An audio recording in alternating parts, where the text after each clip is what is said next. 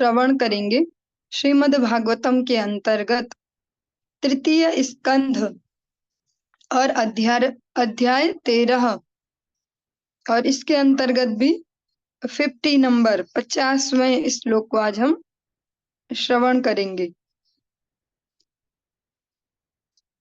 ओम नमो भगवते वासुदेवाय।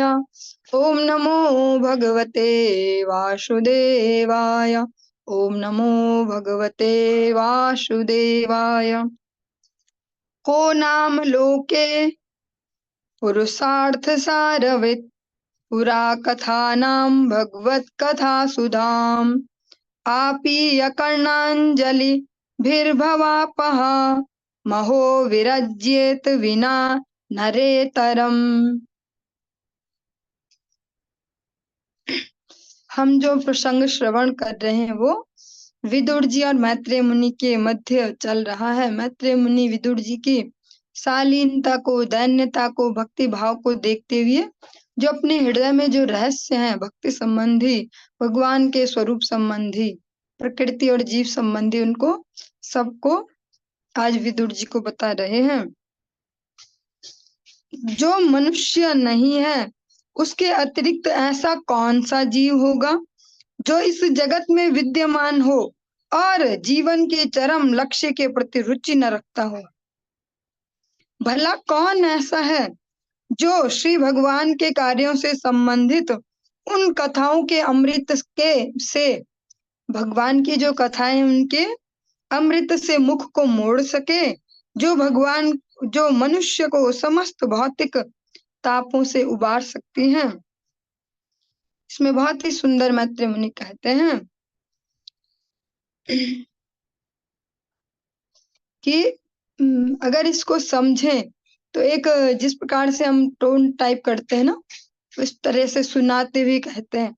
ऐसी मैत्रेय मुनि कह रहे हैं कि मनुष्य के जो मनुष्य नहीं होगा, जो अन्य जीव जंतु वाली योनियों में होगा, उससे ही हम ये एक्सपेक्ट कर सकते हैं कि वो इस जगत में तो रह रहा है, जिंदा तो है, लेकिन जो जीवन का लक्ष्य है, परम लक्ष्य भगवत सेवा प्राप्ति, उसके प्रति रुचि न रखता हो।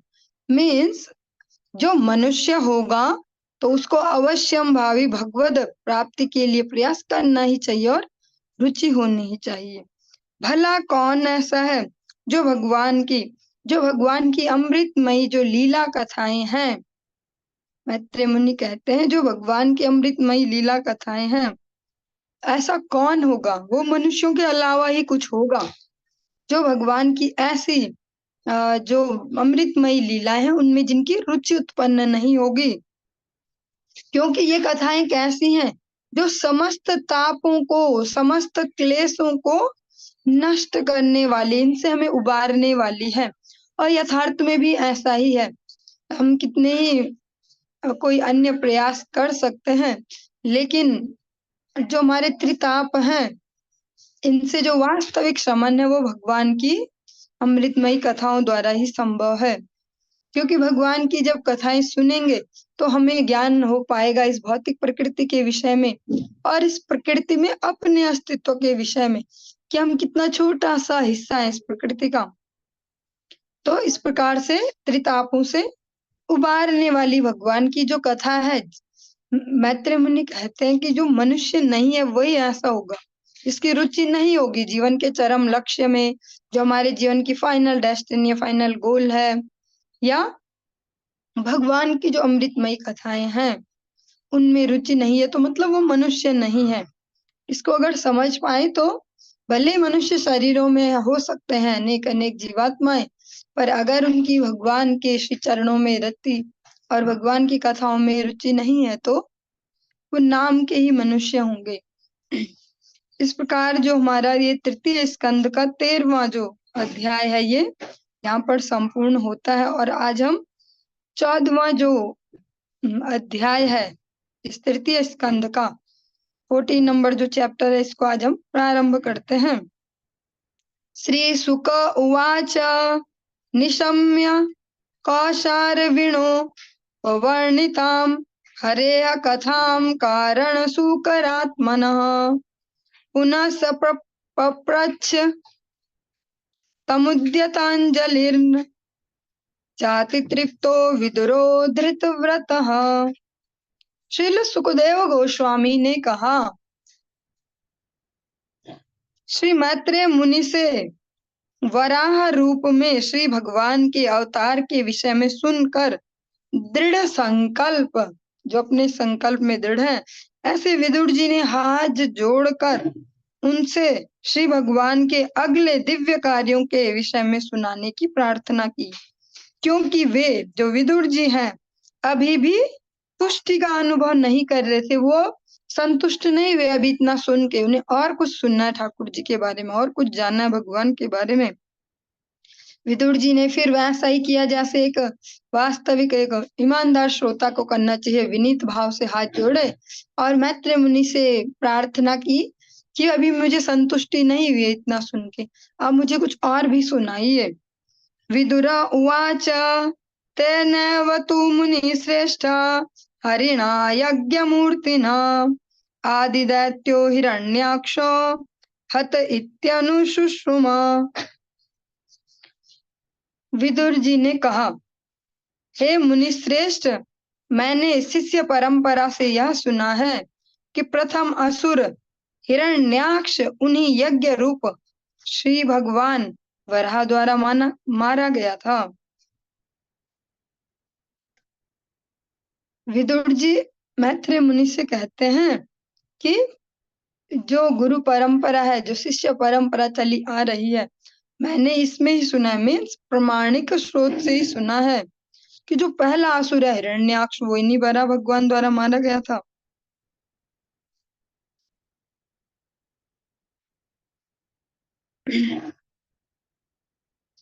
इसमें जो आपने विगत 1-2 दिन पहले भी श्रवण किया था कि विश्वनाथ चक्रवर्ती ठाकुर के बिहाफ पे रेफरेंस से आपने सुना था कि जो वराह अवतार है, जो अधिकतर हम सबके मनों में भी प्रश्न आता है कि कैसे मारा हिरण्याक्ष को, तब तक तो अलग सृष्टि भी नहीं हुई थी, ये समझ में नहीं आता, कंफ्यूजिंग है, तो इस कंफ्यूजन को दूर कर रहे हैं।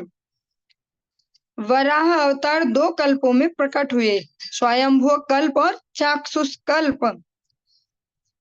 इसको हम कैसे समझेंगे, जिस स्टेज में हम सब अभी है, ऐसे समझ लिए कि जो अलग अलग सालों में ऐसा हुआ है या अलग अलग जीवन में, क्योंकि जो कल्पों का टाइम पीरियड है वो हमारी इमेजिनेशन से ऊपर है। एक स्वयंभुव कल्प में भगवान ने अवतार ग्रहण किया, वराह अवतार एक चाक्षुष कल्प में, दोनों ही कल्पों में श्री भगवान का वराह अवतार हुआ। किंतु जो स्वयंभुव कल्प था उसमें उन्होंने ब्रह्मांड के जल के भीतर से पृथ्वी को ऊपर उठाया था। उस समय उन्होंने पृथ्वी का उद्धार किया। और चाक्षुष कल्प में उन्होंने प्रथम असुर हिरण्याक्ष का वध किया। स्वयंभुव कल्प में उन्होंने श्वेत रंग धारण किया था, श्वेत वराह, और चाक्षुष कल्प में रक्त वर्ण के, लाल रंग के। विदुर जी ने इनमें से एक के बारे में सुना है और वो दूसरे के बारे में सुनना चाह रहे, ताकि दोनों को डिफ्रेंशिएट कर पाए, अलग अलग समझ पाए। तस्य चौदह रतः श्रोणीं स्वद्रष्टाग्रेण लीलया दैत्यराज्यस्य च ब्रह्मन् कस्मादेतोर भून्मृधः। हे ब्राह्मण, जब श्री भगवान अपनी लीला के रूप में पृथ्वी ऊपर उठा रहे थे, तब उस असुर राज तथा भगवान वराह के बीच युद्ध का क्या कारण था? विदुर जी जानना चाह रहे युद्ध हुआ क्यों, क्या रीजन है वो जिसके लिए युद्ध हुआ है।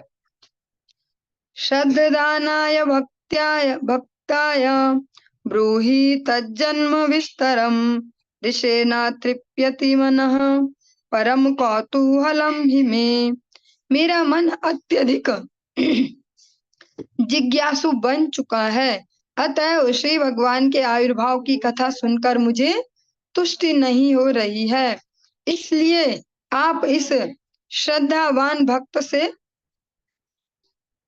और अधिक कहें। और जो भगवान की कथाएं सुनने के लिए जो सबसे बड़ी पात्रता है वो क्या है? जिज्ञासा और श्रद्धा। श्रद्धा और जिज्ञासा दोनों ही चाहिए। श्रद्धा से सुन पाए और जिज्ञासा हो और जानने की भगवान के बारे में। अतः विदुर जी कहते हैं कि मुझे और भी सुनाइए, क्योंकि जो जितना मैं सुन रहा हूँ उससे और अधिक जिज्ञासा उत्पन्न हो रही है।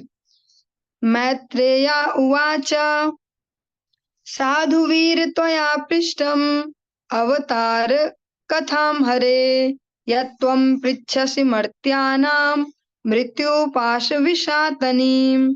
श्री मैत्रेय मुनि ने कहा, हे योद्धा, तुम्हारे द्वारा की गई जिज्ञासा एक भक्त के अनुरूप है, क्योंकि इसका संबंध श्री भगवान के अवतार से है। वे मर्त्यों को जन्म मृत्यु की श्रृंखला से मोक्ष दिलाने वाले हैं। मैत्रेय मुनि कहते हैं, आपने जो जिज्ञासा की है वो एक भक्त वाली जिज्ञासा है, क्योंकि इसका रिलेशन है भगवान के अवतार से। आप जो जानना चाह रहे हो, ये नहीं जानना चाह रहे हो आपकी पड़ोस में क्या होता है, उनके घर में क्या होता है, वहां क्या होता है, वो हीरो क्या करता है, वो क्रिकेटर क्या करता है, ये सब, वो नेता क्या करता है, आप ये सब नहीं जानना चाहते। आप जानना चाहते हो भगवान के अवतार के विषय में। अतः जो जिज्ञासा हुए भक्तों जैसी, आप भक्तों के जैसा प्रश्न कर रहे हो। और भगवान कैसे हैं?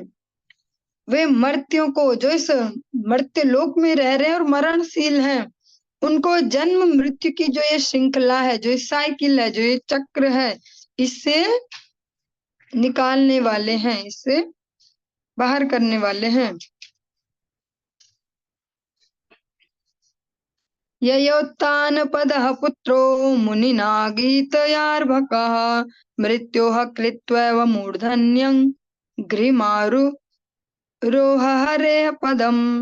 इन कथाओं को मुनि, जो नारद मुनि हैं, उनसे सुनकर राजा उत्तानपाद का पुत्र ध्रुव श्री भगवान के विषय में प्रबुद्ध हो सका और मृत्यु के सिर पर पांव रखते हुए भगवान के धाम पहुंच गया। नारद जी कह रहे हैं,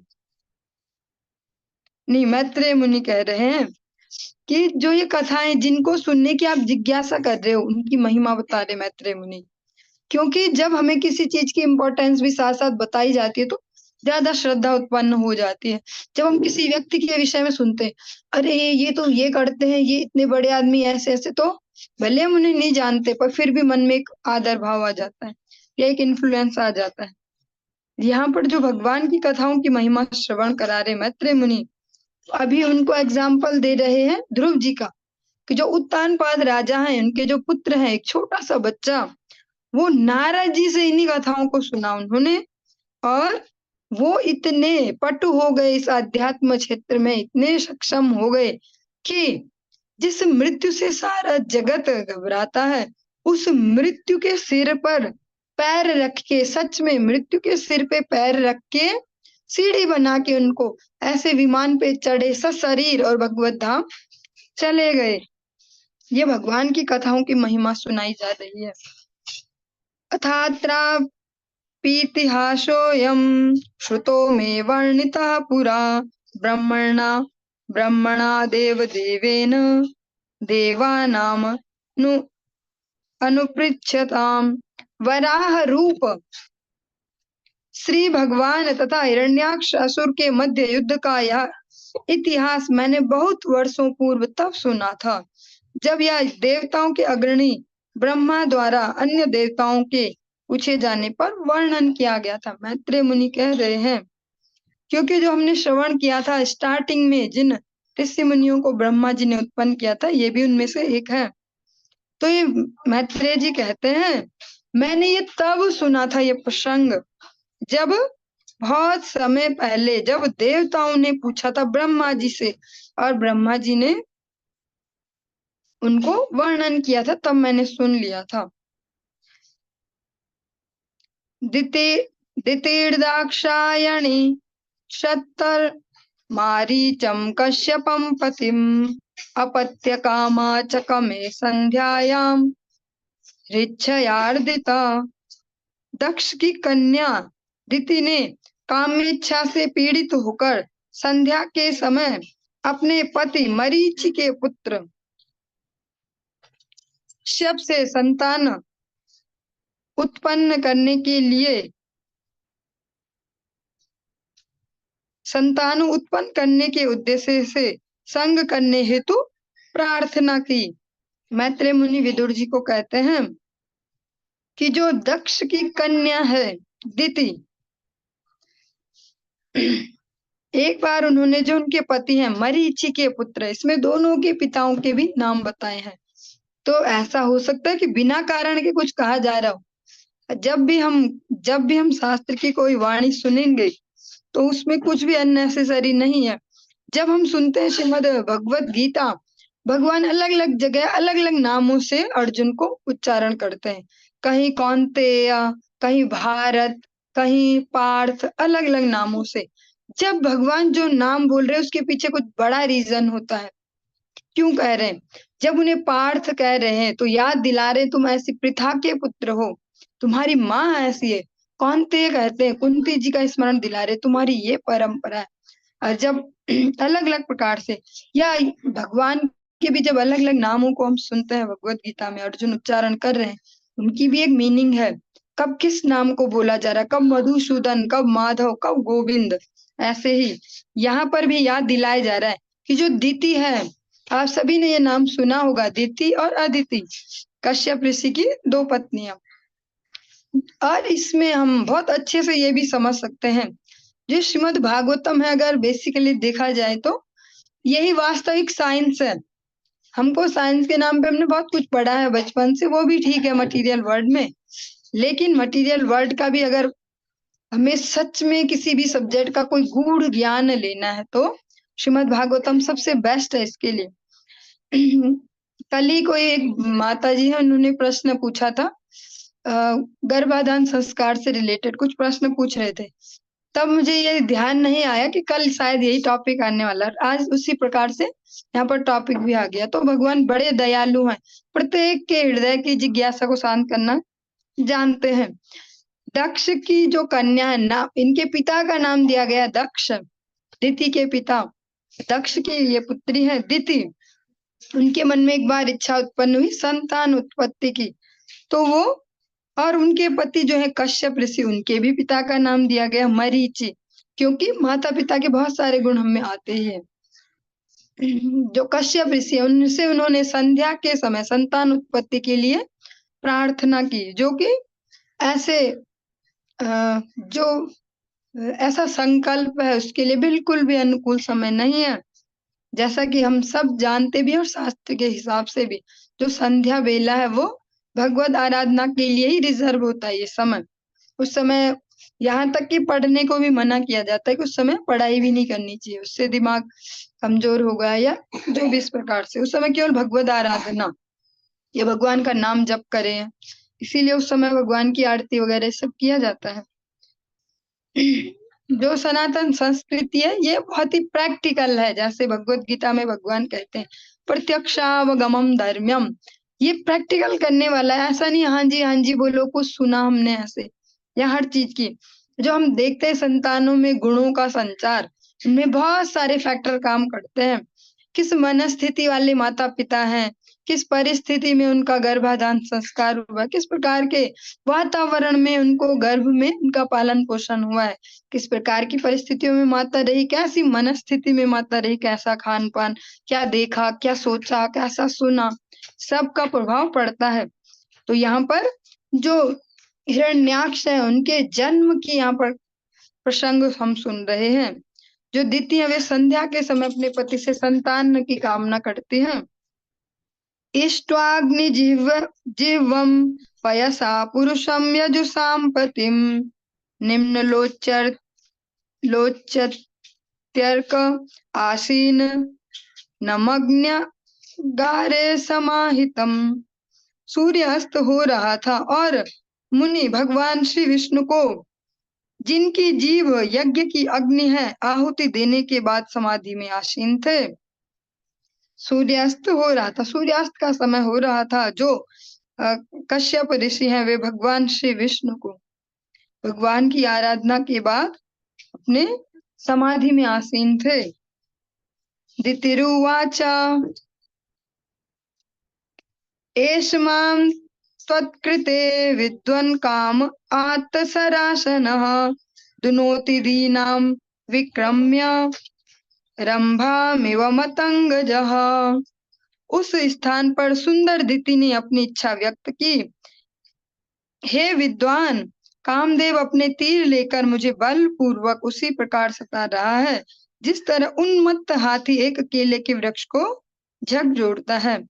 जो समाधिस्थ है कर्दम मुनि, जिस प्रकार से कह सकते हैं, जैसा हमने बचपन में आप सबने भी एक दोहा टाइप कुछ था वो, ऐसा कि जो जो गलत लोग होते हैं वो अपना आचरण कभी नहीं छोड़ते और सही लोग भी अपने स्वभाव को कभी नहीं छोड़ते। जो जीती हैं वैसे समय में और देखकर भी कि जो उनके पति देव हैं कश्यप ऋषि, वे समाधि में लीन है, लेकिन उनकी उस पॉजिटिविटी से उनमें पॉजिटिविटी नहीं आई।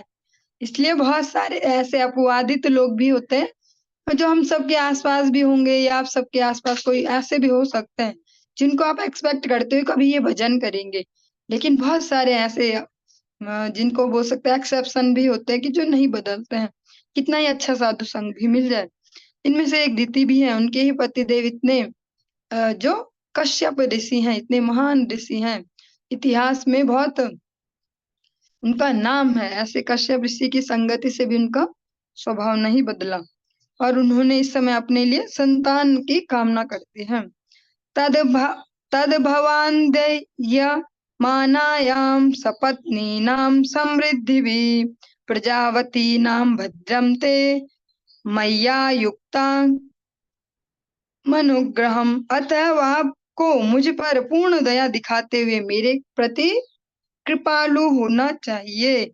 मुझे पुत्र प्राप्त करने की चाह है और मैं अपनी जो उनकी जो और भी पत्नियां हैं ऋषि की, अन्य जो सौतें हैं, उनका ऐश्वर्य देखकर अत्यधिक व्यथित हूँ।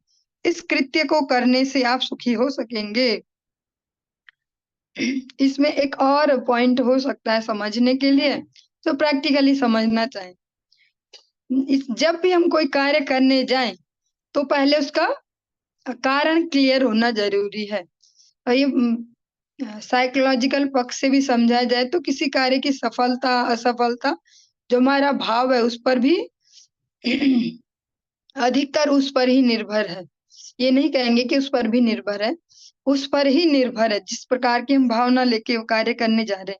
जो दीदी है उनका केवल संतान उत्पन्न करने का जो लक्ष्य है वो केवल ये नहीं है कि मुझे संतान चाहिए, उनका लक्ष्य एक ये भी है साथ में कि जो अन्य हैं आपकी पत्नियां, उनका जो यश है, जो उनका ऐश्वर्य है, उसको देखकर मैं व्यथित हूँ। जैसा डायलॉग बोला जाता है कि आज के जगत में दूसरों के अपने दुख से कोई दुखी नहीं है, दूसरों के सुख से दुखी है। ऐसा हमेशा हमेशा ही होता आया है, ऐसे लोग हमेशा ही होते हैं। दीति का जो संतान उत्पत्ति का जो कारण है, एक बहुत बड़ा रीजन ये है कि जो और है आपकी पत्नियां, जो मेरी और सौतन है, उनके ऐसे ऐसे पुत्र हैं जिनमें से अदिति है, उनके सारे पुत्र देवता ही बने, उनमें से कोई भी एक भी गड़बड़ नहीं हुआ, सारे देवगण हैं। तो मेन टारगेट पे अदिति ही होती थी हमेशा के, इतने बड़े बड़े ऐसे यशस्वी पुत्र हैं इनके। तो उस जो ईर्ष्या है जिसको आप बार बार सुनते होंगे, मात्सर्य सबसे बड़ा दोष है किसी जीव के जीवन में, मात्सर्य, उसी भाव से भर के अब वो जो है गर्भाधान संस्कार करवाना चाहती अपना। भर्तर्याप्तोरुमानानां लोकानाविशते यशः पतिर्भवद्विधो यासां प्रजया ननु जायते। एक स्त्री अपने पति के आशीर्वाद से संसार में आदर पाती है और संतानें होने से आप जैसा पति प्रसिद्धि पाएगा, क्योंकि आप जीवों के विस्तार के निमित्त ही हैं। तो अब अदिति थोड़ा सा दिमाग चला के उनको इस प्रकार से भी कह सकते हैं फोर्स करना चाहती है इमोशनली भी। इसलिए इस प्रकार के वचनों को कहते हैं, और जो सत्य भी है कि एक जो स्त्री है वो अपने पति के आशीर्वाद से ही संसार में आदर पाती है, और जब संतानें होने से आपकी भी प्रसिद्धि होगी, क्योंकि आपका जो जन्म है, जो ब्रह्मा जी ने आपको उत्पन्न किया, वो तो सृष्टि के लिए ही तो किया है कि सृष्टि का विस्तार होगा। और यहाँ पर जो हम तात्पर्य श्रवण करते हैं, इसमें भगवान ऋषभ देव जो हैं, उनके रेफरेंस से कहा गया है कि तब तक किसी को माता पिता नहीं बनना चाहिए जब तक वो ये कंफर्म ना कर ले कि जिनको हम अपने थ्रू इस जगत में लाएंगे, जिनके लिए माध्यम बनेंगे, जिस जीवात्मा के लिए कि वो इस जगत में आए हमारी संतान के रूप में, जब तक वो ये कंफर्म ना कर ले कि हम उसको इस जन्म मृत्यु के चक्कर से छुड़ा देंगे इस बार। और ये बहुत ही सुंदर वचन है शास्त्र का, माता न सस्यात् पितरो न सस्यात् स्वजनो न सस्यात्। इस प्रकार से उपनिषद का भी वचन है कि कोई भी रिलेशन इस जगत में सच्चा तभी है कि जब वो अपने से रिलेटेड जो है व्यक्ति, उनको जन्म मृत्यु के चक्कर से छुड़ा दे, तभी वो सच्चे रिलेशन है।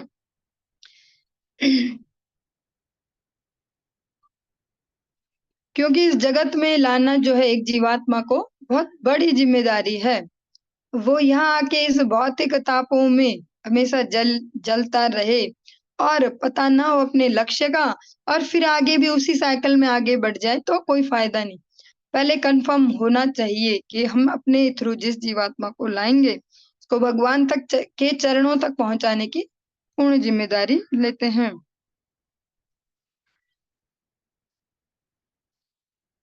पुरा पितानो भगवान दक्षो दुहित्री वत्सलः कं वृणीत वरं वत्सा इत्यपृच्छत न पृथक। बहुत काल पूर्व अत्यंत ऐश्वर्यवान हमारे पिता दक्ष ने, जो अपनी पुत्रियों के प्रति अत्यंत वत्सल थे, हम में से हर एक को अलग अलग हम में से हर एक को अलग अलग से पूछा कि तुम किसे अपने पति के रूप में चुनना चाहोगी। और इसमें थोड़ा सा कॉमेडी भी ऐड हो सकती है, जैसे आज के समय में भी देखा जा रहा है कि जिसको बोल रहे हैं कि बच्चों से प्रेम और बेटा बेटी एक समान, और अनेक अनेक ऐसे स्लोगन ले लेके जैसे कहा भी जाता है कि कोई आज के डेट में जो विवाह हो रहे हैं उनमें माता पिता, खास करके पिता, अपनी बेटी को ये पूरा आश्वासन दे के ही भेजते हैं ससुराल कि बेटा किसी से दबना मत, कॉम्प्रोमाइज करने की, टॉलरेट करने की सहन शक्ति ये वो कोई जरूरत नहीं है, कुछ भी समस्या हो वापस आ जाना, तुम्हारे पिताजी बैठे हैं यहाँ। और कई बार देखते हैं कि जो ऐसी संतानें होती है वो फिर वैसा करते भी हैं जाके कि भैया है हमारे पिताजी, तो ऐसी जो दीदी हैं वो याद दिला रही है उन्हें कि मेरे पिता कैसे हैं, मैं किन की पुत्री हूँ और किस प्रकार से मेरा पालन पोषण हुआ है, कि मेरे जो अत्यंत ऐश्वर्यवान पिता दक्ष हैं, वो अपनी बेटियों से उन्हें ज्यादा प्यार था। जैसे हम सुनते हैं अधिकतर कि पिता को पुत्रियों से ज्यादा प्रेम है होता है, तो यहाँ पर दीदी भी याद दिला रही कि मेरे पिताजी को भी हमसे, अपनी बेटियों से बड़ा प्रेम था। यहाँ तक कि उन्होंने हमें फ्रीडम दे रखी थी अपना पति चुनने की, उन्होंने हमसे पूछा खुद, ये नहीं किया कहीं से थोप के हो गई बस रिश्ता हो गया चलो, हमसे पूछा कि तुमको कैसे कैसे पति चाहिए। सविदित्वात्मजानां नो भावं संतान भावनः त्रयोदशाद दाताशां यास्ते शील मनुव्रता। हमारे शुभाकांक्षी, जो हमारी भलाई चाहते थे, पिता दक्ष ने हमारे मनोभावों को जानकर अपनी 13 कन्याएं आपको समर्पित कर दी, और तब से हम सभी आपकी आज्ञाकारिणी रही है। यहाँ पर बहुत अच्छा ट्विस्ट ये है कि जो दक्ष की जो 13 की 13 पुत्रियां, उन्होंने कश्यप ऋषि से उनका यहाँ पर विवाह करवाया 13 पुत्रियों का। और जो दीति हैं वो उन्हें याद दिला रही हैं कि देखो, हम सबके मन के भावों को जान के, आपकी योग्यता इसको देख के हमारे पिताजी ने आपसे सबका विवाह करवाया। अथ में कुरु कल्याणम कामम कमल लोचना आर्तोप सर्पणम भूमन मोघम ही महीयसी। हे कमल लोचन, कृपया मेरी इच्छा पूरी करके मुझे आशीर्वाद दें। जब कोई त्रस्त होकर किसी महापुरुष के पास पहुंचता है तो उसकी याचना कभी भी व्यर्थ नहीं होनी चाहिए। और दीति का जो दिमाग है वो बड़ा अलर्ट है, जैसे आज की डेट में भी बहुत सारे माता जी होते हैं ऐसे तेज दिमाग वाले।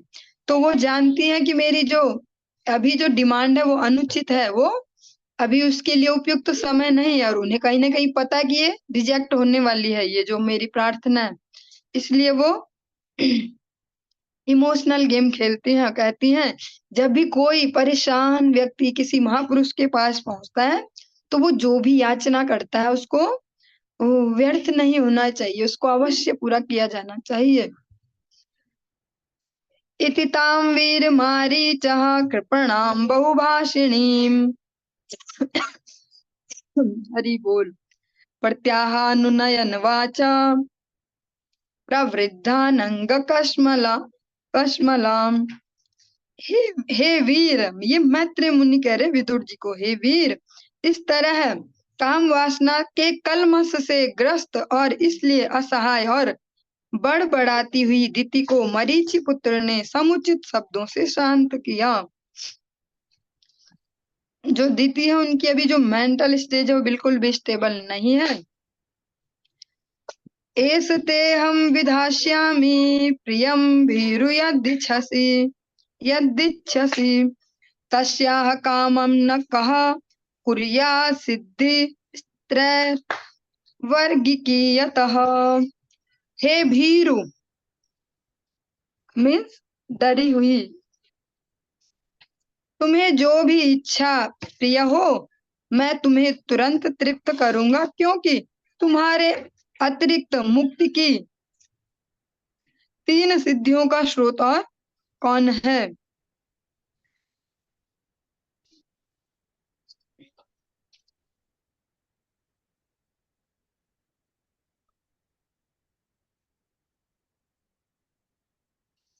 इसकी जो इसका जो तात्पर्य है जो इसमें एक्सप्लेनेशन दी गई है ये कि बहुत ही उत्तम वैष्णव द्वारा है, तो हम इसको थोड़ा सा श्रवण करने का प्रयास करते हैं। मुक्ति की 3 सिद्धियां हैं, धर्म अर्थ तथा काम।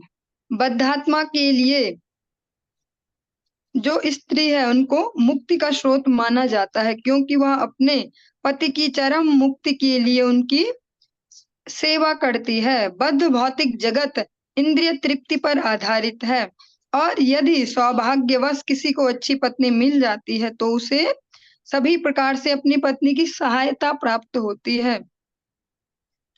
यदि वह अपने बद्ध जीवन में विचलित होता रहता है तो वह भौतिक कलमश में अधिकाधिक फंसता जाता है। एक आज्ञाकारिणी पत्नी से उम्मीद की जाती है कि वह अपने पति की समस्त भौतिक इच्छाओं को पूरा करने में सहयोग करे, जिससे वह सारे साधन जुटा सके और जीवन सिद्धि के लिए आध्यात्मिक कार्य संपन्न कर सके।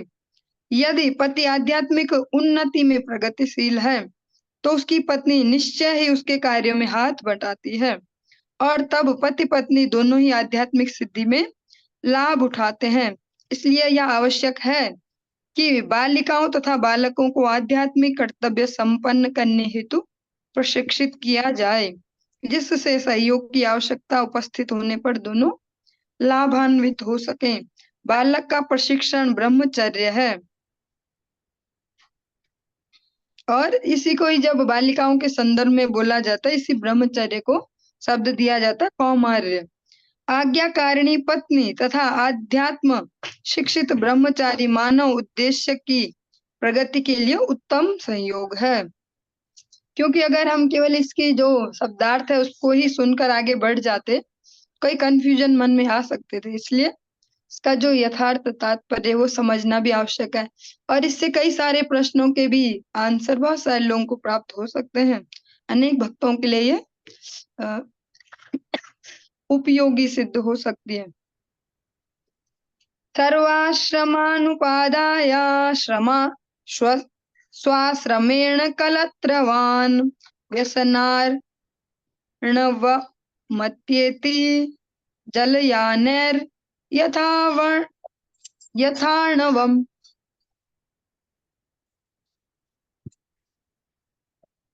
जिस तरह जहाजों के द्वारा समुद्र को पार किया जा सकता है, उसी तरह मनुष्य पत्नी के साथ रहते हुए भव सागर की भयावह स्थिति को पार हो सकता है। जब इस प्रकार के शास्त्र वचन अगर समाज में सही प्रकार से प्रसारित हो पाएंगे, तो जो भी रिलेशनशिप है, जो भी गृहस्थ आश्रम है, वो थोड़ा सुखमय हो सकता है, अत्यंत क्लेशपूर्ण की बजाय। क्योंकि सही शिक्षा न होने के कारण ही अलग-अलग से जो ओवर एक्सपेक्टेशन एक दूसरे से वो लगाई जाती हैं। या तो जो भी जानकारियाँ हैं सो कॉल्ड गृहस्थ से रिलेटेड, वो हम कहाँ से लेते हैं आज की डेट में अगर समझे। शास्त्रों से तो कोई नहीं ले रहा, शास्त्रों से कोई नहीं समझना चाह रहा है कि विवाह होता क्या है, विवाह के बाद करना क्या होता है, कैसे इस जीवन को आगे बढ़ाया जाता है। इसकी शिक्षा हम अभी कहाँ से लेते हैं? आज की जो जनरेशन है या इससे पिछले 50-60 साल से कह सकते हैं, टीवी से इसकी जानकारी सारी ली जाती है कि क्या होती है मेल फीमेल रिलेशनशिप, क्या होता है ऐसे गृहस्थ ऐसे। और अधिकतर जो वो हम हिंदी मूवी देखते हैं, भारत देश में जो देखी जाती है अधिकतर हिंदी मूवी, उनमें हम देखते हैं हैप्पी एंडिंग टाइप की, बहुत बढ़िया, और बस एक आर्टिफिशियल सब कुछ दिखाया जाता है, लेकिन वास्तविक जीवन से तो लेना देना नहीं है उसका, ऐसा तो नहीं होता। तो वो जो इमेजिनरी जो सारे दृश्य हमने देख देख के अपनी सारी मेमोरी फुल की होती है, और उन सबको अप्लाई करना चाहते हैं अपनी रियल लाइफ में। तो तब सारे जो आपस में जो कह सकते हैं द्वंद है, जो संघर्ष है, वो प्रारंभ होता है। जब हम ये शिक्षा लेते हैं शास्त्रों से, अनेक-अनेक जो गृहस्थ ऋषि-मुनि रह चुके हैं, इनमें से बहुत सारे अत्रि, अनुसूया या अनेक-अनेक कर्दम ऋषि हैं, उनका गृहस्थ, इस प्रकार अनेक-अनेक जो हम ऐसे एग्ज़ाम्पल सुनेंगे गृहस्थ भक्तों के, कैसे गृहस्थ जीवन होता है, तो हमारे जो कन्फ्यूजन है, जो गलतफ़हमियाँ वो दूर हो सकती हैं और हमारा गृहस्थ भी थोड़ा-सा ईज़ी हो सकता है। कंपैरिज़न में जो अन्य हम देख रहे हैं सो कॉल्ड ग्रह मेधी लोगों को। यामाहुरात्मनो ह्यर्धम् श्रेयस्कामस्य मानिनी यस्यां स्वधुरमध्यस्या पुमांश्चरति विज्वरः। हे आदरणीया, पत्नी इतनी सहायता प्रद होती है कि वह मनुष्य के शरीर की अर्धांगिनी कहलाती है, क्योंकि वह समस्त शुभ कार्यों में हाथ बटाती है। पुरुष अपनी पत्नी पर जिम्मेदारियों का सारा भार डालकर निश्चिंत होकर विचरण कर सकता है, लेकिन वो विचरण वैसा नहीं है कि वो कहीं इंद्रिय तर्पण के लिए विचरण करे, कहीं मन मर्जी के लिए विचरण करे। वो विचरण है अपनी आध्यात्मिक प्रगति के लिए। यामाश्रितेन्द्रियाराते दुर्जया नितराश्रम वयम जयेम हेलाभिड दस्युन दुर्गपतिर्यथा।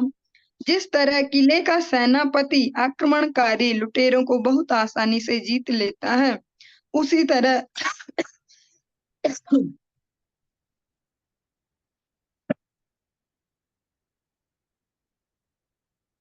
रात 8 बजे वापस है।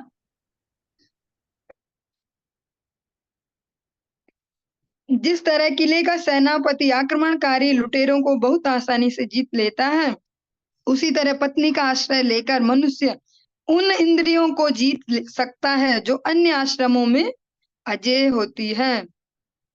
ये सबसे प्रैक्टिकल जो लेसन हो सकता है वो यही है, क्योंकि हम सभी इसमें से ग्रस्त में रह चुके हैं और हैं भी, सभी अभी हैं, कोई भी वानप्रस्थी नहीं है अभी। जो अपने इंद्रियों का जो निग्रह है, सबसे बेस्ट हो सकता है गृहस्थ आश्रम में। अन्य आश्रमों में कष्टपूर्ण हो सकता है, उन्हें फोर्सफुली ये करना होगा, लेकिन जो गृहस्थ आश्रम है उसमें बहुत इजीनेस के साथ अपने इंद्रिय निग्रह बहुत आसानी से किया जा सकता है।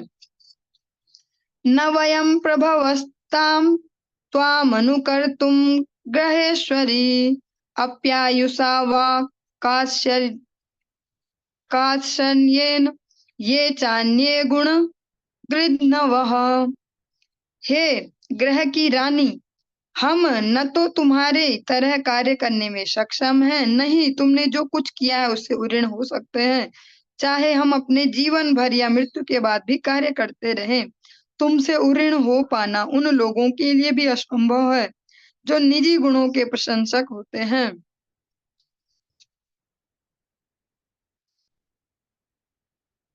अथापि काममेतं ते प्रजात्य कर वाण्यलम् यथा मां नातिरोचन्ति मुहूर्तं प्रतिपालय।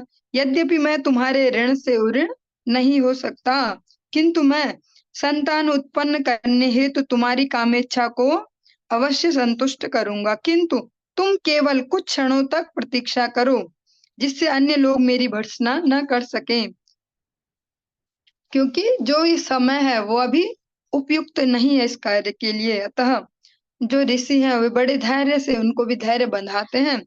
आपको थोड़ा सा वेट करना होगा, जिससे मेरा अपमान न हो, इस जगत में मेरी बेइज्जती ना हो कि भैया ये तो बड़े बनते हैं, मुनि बने फिरते, इन्हें इतना नहीं पता किस कार्य के लिए कौन सा समय उपयुक्त है कौन सा नहीं। एषा घोरतमा वेला घोराणां घोर दर्शना चरन्ति यस्याम भूतानि भूतेशानुचराणि ह। यह विशिष्ट वेला जो अभी, जो ये स्पेशल जो अभी टाइम है, जो ये अभी क्षण है, ये बहुत ही अशुभ है, क्योंकि हरि बोल, क्योंकि इस बेला में भयावने दिखने वाले भूत और भूतों के स्वामी के नित्य संगी दृष्टिगोचर होते हैं। जो आप सभी ने कहीं ना कहीं बचपन में अपने जो घर में दादी नानी रहे होंगे उनसे प्रैक्टिकली ये सुना भी होगा एक लोकल लैंग्वेज में, कि इस समय शिव जी पार्वती घूमते हैं और वो देखते हैं कौन सो रखा कौन क्या कर रहा, फिर जो गलत काम करता है उसको श्राप देते हैं, ऐसा सुना होगा। तो वो सुना भी यहीं से ही सुना है।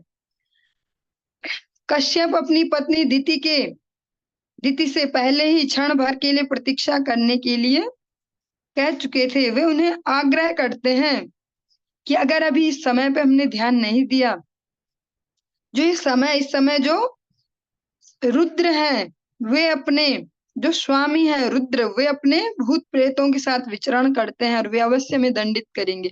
तो जो हमको बचपन से डराया जाता है वो सच ही है, वो यहीं से ही सुना गया है कि इस समय कुछ भी और कार्य नहीं किए जाते। संध्या के समय, उस समय केवल भगवान की आराधना, भगवान का नाम जप, यही सब किया जाता है। एतस्यां साध्वी संध्यायां भगवान भूत भावनः परीतो भूत पर्षद्भिर्वृषेणार्तति भूतराट। इस वेला में भूतों के राजा शिव अपने वाहन बैल की पीठ पर बैठकर उन भूतों के साथ विचरण करते हैं जो अपने कल्याण के लिए उनका अनुगमन करते हैं। जो ये संध्या बेला है शाम वाली, जो उस समय जो शिव जी है रुद्र है वे अपने गणों के साथ, और गण कौन है, गण कोई नॉर्मल कुछ बहुत सारे अच्छे अच्छे लोग नहीं है, वह भूत प्रेत है, इनके साथ वो भ्रमण करते हैं, सब जगह घूम रहे हैं। हरि बोल। तमशान चक्रानिल धूलि धूम्र विकीर्ण विद्योत जटा कलापः भस्मावगुण्ठाम लरुक्म देहो देवस्त्रिभिः पश्यति देवरस्ते। शिव का शरीर ललाभ है और वह निष्कलुष है, किंतु वे उस पर राख लगाए रहते हैं। उनकी जटा शमशान भूमि की बवंडर की धूल से धूसरित रहती है। वे तुम्हारे पति के छोटे भाई हैं और वे अपने 3 नेत्रों से देखते हैं। इसमें जो जो लाइन हमने सुनी उन्हें थोड़ा रिपीट करते हैं और आप सब भी थोड़ा ध्यान से सुनेंगे। शिव का शरीर ललाभ है, वह निष्कलुष है, किंतु वे उस पर राख लगाए रहते हैं। उनकी जटा शमशान भूमि में जब बवंडर आता तो उसकी धूल से दूषित रहती है। वे तुम्हारे पति के छोटे भाई हैं, मीन्स मेरे छोटे भाई हैं, ये उन्हें बताया जा रहा है। वे अपने 3 नेत्रों से देखते हैं।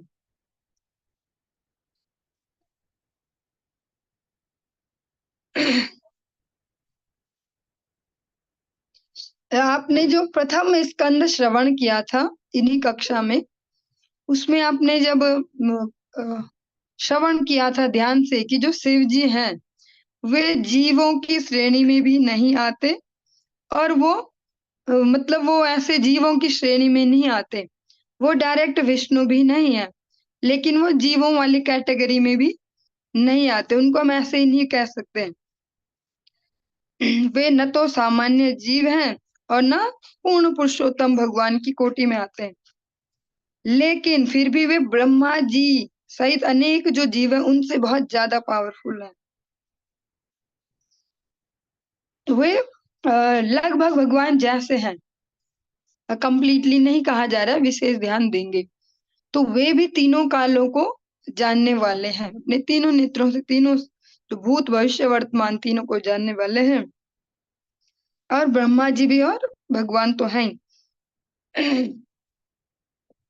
इसमें कश्यप ऋषि कहते हैं कि वे मेरे मेरे छोटे भाई हैं, आपके पति के वे छोटे भाई हैं। ऐसा क्यों कहा? क्योंकि आपने अभी 1-2 दिन पहले के ही प्रसंग में श्रवण किया था, ब्रह्मा जी ने पहले इनको उत्पन्न किया, जो ये ऋषि मुनि है। उसके बाद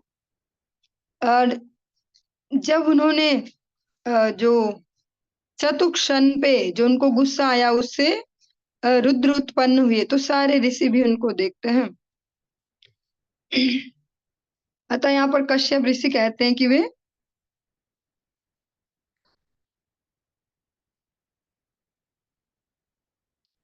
एक और रीजन यहाँ पर दिया गया है तात्पर्य में कि किस प्रकार से उनको छोटा भाई कह रहे हैं कश्यप ऋषि। जो दीति है, उनकी जो एक छोटी बहन है सती, उनका विवाह हुआ है शिव जी से, तो इस रिलेशन से भी वे उनको अपना छोटा भाई कह रहे हैं। वो उन्हें याद दिला रहे हैं कि वे अपने गणों के साथ इस समय विचरण करते हैं। और अगर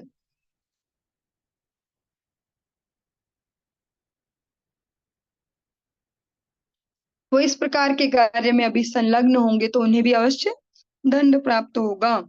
न यस्य लोके स्वजनः परो वा नात्यादृतो नोत कश्चिद्विगर्हया वयं व्रतैर्यच्चरणा विद्धामाशस्म हेजाम बत भुक्त भोगाम।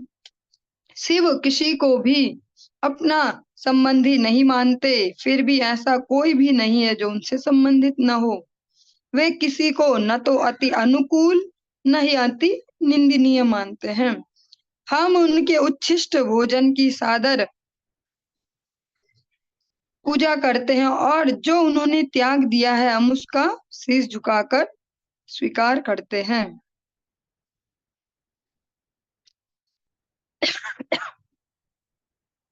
यस्यानवद्याचरितं मनीषिणो गृह्णन्त्य विद्यापटलं विभीत्सवः निरस्तसाम्यातिशयोऽपि यत्स्वयं पिशाचचर्यामचरत् गतिः सताम्। यद्यपि भौतिक जगत में न तो कोई भगवान शिव के बराबर है न उनसे बढ़कर है, और अविद्या के समूह को छिन्न भिन्न करने हेतु उनके अनिंद्य चरित्र का महापुरुषों द्वारा अनुसरण किया जाता है। फिर भी वे सारे भगवत भक्तों को मोक्ष प्रदान करने हेतु ऐसे बने रहते हैं जैसे कोई पिशाच हो। यहाँ पर कश्यप ऋषि बहुत ही समझदारी से, और इससे हम उनके जो बुद्धिमत्ता उसका भी परिचय पा सकते हैं, किस प्रकार से वो समय को भी व्यतीत कर रहे हैं और सही एक जो पति का सही कर्तव्य है वो भी पालन कर रहे हैं, अपनी पत्नी को सही जानकारी देना, सही मार्गदर्शन करना। वे भगवान भोलेनाथ की यहाँ पर अलग अलग जो उनकी महिमा उनको बता रहे हैं और कहते हैं कि वे इतने महान होते भी ऐसे बन के घूमते हैं जैसे पिचास हो। क्यों घूमते हैं? भक्तों के मंगल के लिए।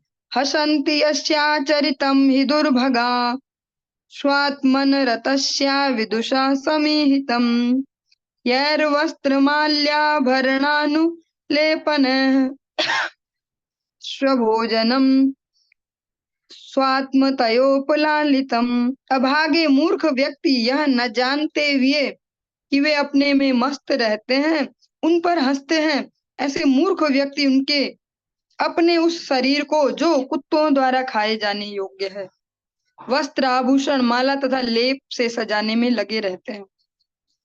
बहुत ही प्रैक्टिकल वचन है, और ऐसे ही वचन जो हम अपनी गुरु परंपरा में देखें तो जगत गुरु भक्ति सिद्धांत और सरस्वती गोस्वामी ठाकुर प्रभुपाद की भी इसी प्रकार के शब्द होते हैं जब वो एड्रेस करते हैं मनुष्य शरीर को। वो तो कहते हैं सियार और कुत्तों द्वारा खाए जाना लायक। यहाँ पर हम सुनते हैं कश्यप ऋषि के मुख से कि कुत्तों के द्वारा खाए जाने लायक जो मनुष्य शरीर है, वे कह रहे जो मूर्ख होते हैं वो शिव जी का जो ये स्वरूप है, जो देखते हैं भस्म है, ऐसे मुंडों की माला, ये अलग अलग प्रकार से जो बाहर से दिख रहा है, उसको देखकर उनकी निंदा करते हैं, उनका मजाक उड़ाते हैं, और अपने जो उनका दिव्य शरीर है उसकी तो मजाक उड़ाते हैं, और अपना जो कुत्तों के खाने लायक बॉडी है, अगर किसी व्यक्ति को अगर कोई कोई मनुष्य शरीर और उसको कहीं पे डाल दें ऐसे, तो फिर उसी समय 2, 4, 5, 10 कुत्ते आके उसको निपटा देंगे आधे घंटे के अंदर अंदर। लेकिन कश्यप ऋषि कहते हैं कि जो वे भगवान भोलेनाथ के ऐसे उपहास उड़ाते हैं, ऐसा मजाक उड़ाते हैं, वे अपने उस कुत्तों के खाने लायक शरीर को भी सजाते हैं महंगे महंगे या अच्छे अच्छे वस्त्रों से, आभूषणों से, मालाओं से, अलग अलग प्रकार के लेपन से, जिसको हम क्रीम बोल सकते हैं आज की भाषा में, पाउडर कह सकते, जो भी कह सकते होंगे। ब्रह्मादयो यत्कृत सेतुपाला यत्कारणं विश्वमिदं च माया आज्ञाकरी यस्य पिशाचचर्या अहो विभूम्नश्चरितं विडम्बनम। ब्रह्मा जैसे देवता भी उनके द्वारा अपनाए जाने वाले धार्मिक अनुष्ठानों का पालन करते हैं। वे उस भौतिक शक्ति के नियंता हैं जो भौतिक जगत का सृजन करती है। वे महान है, अतः उनके पिशाचवत गुण मात्र बाह्य दिखावा है, जो बाहर से दिख रहे हैं ऐसे भूतों जैसे अजीब अजीब से, शमशान की राख लगाते हैं, गले में ऐसे मुंडों की माला पहने, ऐसे बाघंबर पहने, नंग धड़ंग से ऐसे, जो बाहर से वो केवल बाह्य दिखावा है, वो वंचना के लिए कह सकते हैं। मैत्रेया उवाचा सैवं संविदिते भर्त्रा मन्मथो न मथितेन्द्रिया जग्राह वासो ब्रह्मर्षिर वृषलीव गत त्रपा। श्री मैत्रेय मुनि ने कहा, इस तरह दिति अपने पति द्वारा सूचित की गई, किंतु वह जो उनकी काम इच्छा उसकी तुष्टि हेतु, उसकी तुष्टि के लिए वो अभी विवश हो रखी है। उसने उस महान ब्राह्मण ऋषि का वस्त्र पकड़ लिया, जिस तरह एक निर्लज्ज वेश्या करती है। इसमें बहुत अच्छा सा मैसेज हो सकता है, बहुत सिंसियर मैसेज। सुनने में अजीब अजीब लग सकते हैं शब्द, अरे शास्त्रों में भी क्या क्या कहानियां दी हैं, ऐसे ऐसे भी हैं ऐसे, लेकिन अगर सेंसिटिव बुद्धि से इन्हें समझने का प्रयास करेंगे तो जीवन के बहुत सारी समस्याओं से छुटकारा मिल सकता है। इसमें जो हम इसकी एक्सप्लेनेशन भी श्रवण करते हैं, इसमें भी बहुत अच्छे प्रकार से दिया गया है कि जो एक जो कह सकते हैं अग्नि को साक्षी मानकर जो विवाह बंधन में बंधी हुई विवाहिता स्त्री होती है, विवाहिता पत्नी होती है, और वैश्या में क्या अंतर है? यही अंतर है कि वे दोनों जो उनकी काम में इच्छाएं हैं वो उन पे उनका रेगुलेशन होता है। जो विवाहिता स्त्री होगी वो इच्छा उसके नियंत्रण में होंगी, लेकिन वैश्या के साथ ऐसा नहीं है। उनको कोई, जिस प्रकार से शास्त्र वचन है एक कामातुराणाम भयम न लज्जा, जो कामातुर होता है उसके लिए भय और लज्जा नहीं होती। इसीलिए हम आज की डेट में देखते हैं प्रैक्टिकली, तो इस प्रकार की कामनाओं से जिनकी बुद्धि मारी जाती है बड़े बड़े अपराध भी कर लेते बिना विचारे। न भयम न लज्जा, डर नहीं होता और शर्म भी नहीं होती। यहाँ पर बहुत ही, अगर इन शब्दों को सुने कि जो ऐसी इतनी महान ऋषि की पत्नी है, उनके लिए भी ऐसे शब्द प्रयोग किए गए उनके आचरण के हिसाब से, तो यहाँ पर पोस्ट ज्यादा मायने नहीं रखती, आप कितने बड़े कुल में है, कितने बड़े ज्ञानी है, ऐसा तैसा। जिस प्रकार से आप नित्यानंद प्रभु की एक स्तुति में बहुत अच्छे से सुनते होंगे, हमको वहां रिलेट करेंगे तो बहुत अच्छे से समझ पाएंगे कि निताई ना बलिल मुखे मजिल संसार सुखे, और बहुत सारे कैटेगरी है इन संसार सुखों की।